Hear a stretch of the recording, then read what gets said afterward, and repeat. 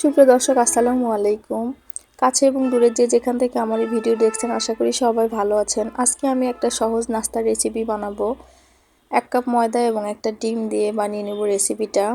প্রথমে আমি 1 কাপ ময়দা নিয়ে নিলাম, একটা ডিম আমি ভেঙে দিলাম, 1 চিমটি লবণ, হাফ কাপ চিনি এবং কিছু কালো জিরা আমি দিয়ে নিলাম। সবগুলো উপকরণ আমি সুন্দরভাবে মিশিয়ে নিব। আমি কোনো পানি অ্যাড করব না, ভালোভাবে মিশিয়ে নিচ্ছি আমি।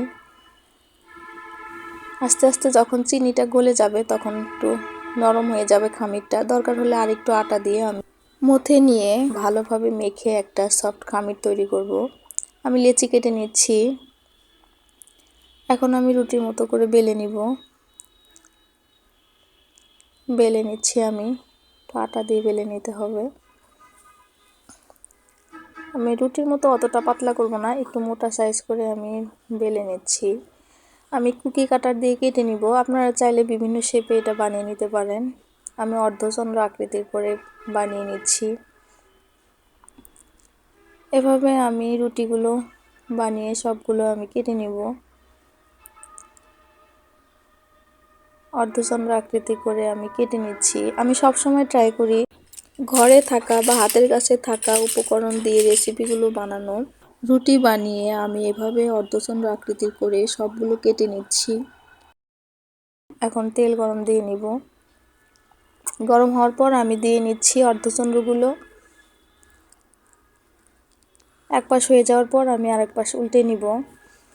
সহজ সহজ রেসিপি পেতে আমার চ্যানেলটি সাবস্ক্রাইব করতে পারেন আর পাশে থাকা বেল বাটনটি অন করে রাখতে পারেন পরবর্তী ভিডিওর নোটিফিকেশন সবার আগে পাওয়ার জন্য। আমি একটু নেড়ে চেড়ে দিচ্ছি তেলটা। এক পাশটা হয়ে যাওয়ার পর আমি উল্টে দিচ্ছি। চুলার আঁচ মিডিয়ামে রেখে আমি ভেজে নিব 2 পাশটা সমানভাবে। উল্টে নিচ্ছি আমি। 2 পাশে সমানভাবে ভেজে নিচ্ছি।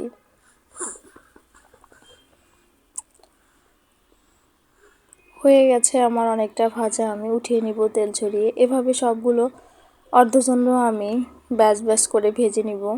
ভাজা হয়ে গেছে আমার সবগুলো অর্ধচন্দ্র আকারের রেসিপিটা। সহজ নাস্তার রেসিপিটা কিন্তু খুব সহজে তৈরি হয়ে গেল। যদি ভালো লেগে থাকে রেসিপিটি তাহলে আপনারা বাসায় ট্রাই করতে পারেন। এতক্ষণ আমার ভিডিও দেখার জন্য অসংখ্য ধন্যবাদ। সবাই ভালো থাকবেন, সুস্থ থাকবেন। আল্লাহ হাফেজ।